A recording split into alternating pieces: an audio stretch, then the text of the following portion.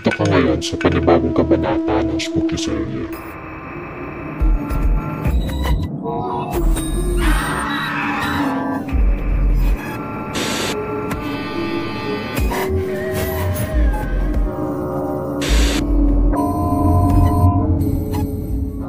Nagtapos na naman ang isang linggo. Hello, kumusta naman kayo dyan? Since it's February, I would really appreciate if you send horror stories na siguro hindi lang yung mga multo, pwede naman mga stalker. Kung hindi stalker, pwedeng gayuma na in love na mythical creature. This February lang naman. Kung meron kayong mga gustong ikwento or i-share na horror stories, pakisend na lang po sa Facebook group. Ang link ay nasa TikTok bio ko. Ayun. Anyway, magsimula na tayo. Ang kwento natin today, actually, ito, sinearch ko siya. It's a very famous story about gayuma.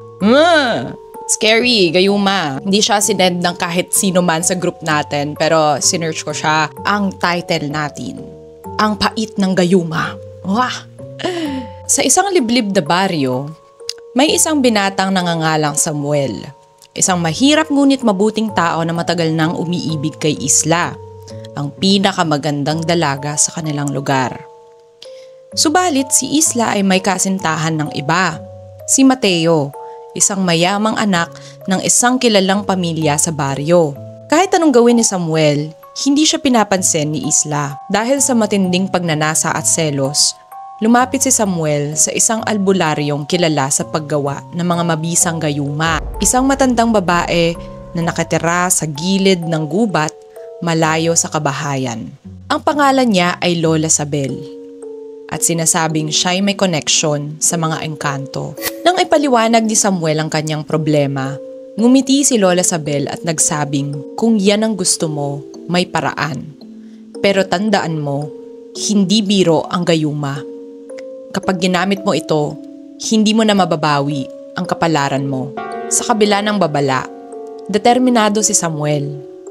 Ibinigay sa kanya ni Lola Sabel ang isang maliit na bote ng madilim na likido at sinabihang tiyaking mainom ito ni Isla nang hindi niya nalalaman. Kinabukasan sa isang pistahan sa baryo, nagkaroon ng pagkakataon si Samuel na ihalo ang gayuma sa inumin ni Isla. Makalipas ang ilang sandali, napansin niyang bigla itong natulala.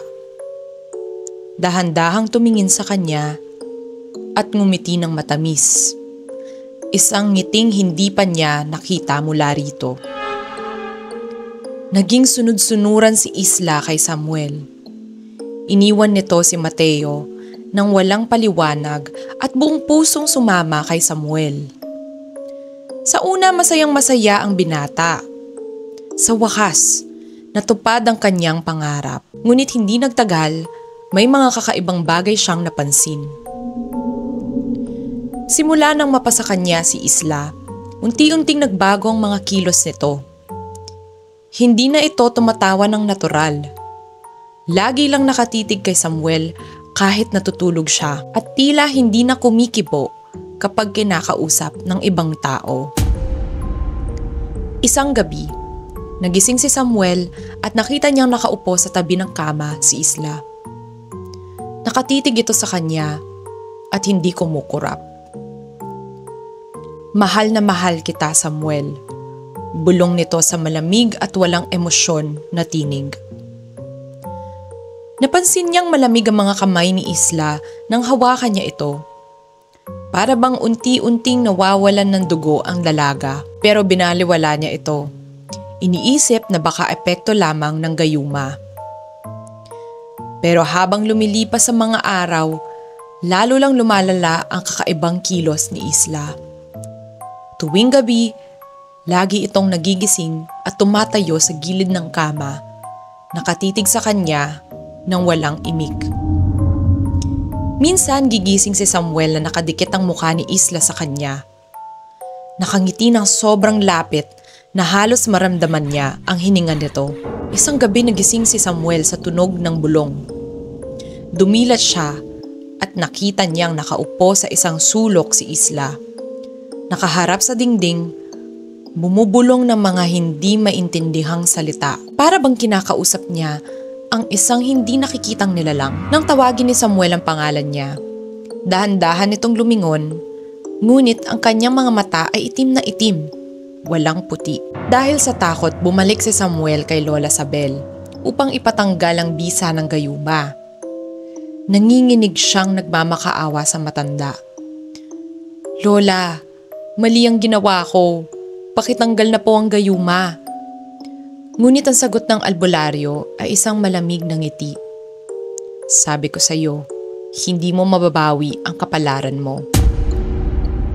Galit na tinanong ni Samuel kung ano ang ibig sabihin nito. Sabi ni Lola Sabel, hindi lang puso ni Isla ang binago ng gayuma, pati ang kanyang kaluluwa. Ang nilikha mong pagmamahal ay hindi tunay. Ngayon, hindi na siya si Isla.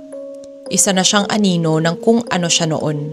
Isa na siyang patay na nabubuhay sa pag-ibig mong ipinilit. Takot na bumalik si Samuel sa kanilang bahay.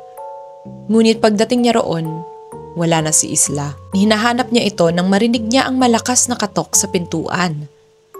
Nang buksan niya ito, tumambad sa kanya ang dugo ang katawan ni Mateo. Nakanganga at nakatitig sa kawalan. Patay. Sa likod ni Mateo nakangiti si Isla, duguan ang bibig. Hawak ang kanyang puso. "Mahal na mahal kita, Samuel, at wala nang ibang makakaangkin sa akin o sa'yo." Sigaw ng sigaw si Samuel, ngunit walang nakakarinig sa kanya.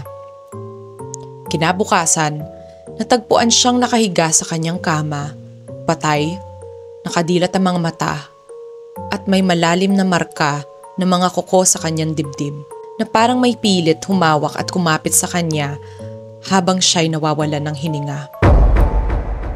Si Isla, wala na siya. May nagsasabing nakita nila siyang palakad-lakad sa gubat. Dumudugo ang mga mata, nakangiti, naghahanap ng bagong biktima. At mula noon, sa baryong iyon, wala nang nag-isip na gumamit muli ng gayuma. At dun na po nagtatapos ang ating kwento. Kaya sa mga nag-iisip-isip na gumamit ng gayuma, wag na. Wag nyo na kasing pagpilitan ng mga sarili nyo sa mga taong may ayaw sa inyo. There are 8 billion people in the world. And if you think about it, subtract all of the ones, those who are not within your standards, yung mga minors or yung mga hindi mo ka-age, diba? So, kung hindi kayo gusto ng gusto nyo, wag nyo na ipagpilitan ng mga sarili nyo. Okay? Tignan nyo yung nangyari kay Samuel. Baka mangyari sa inyo yan. O siya, wala na akong masabi sa inyo. I'll see you guys sa next upload. Goodbye.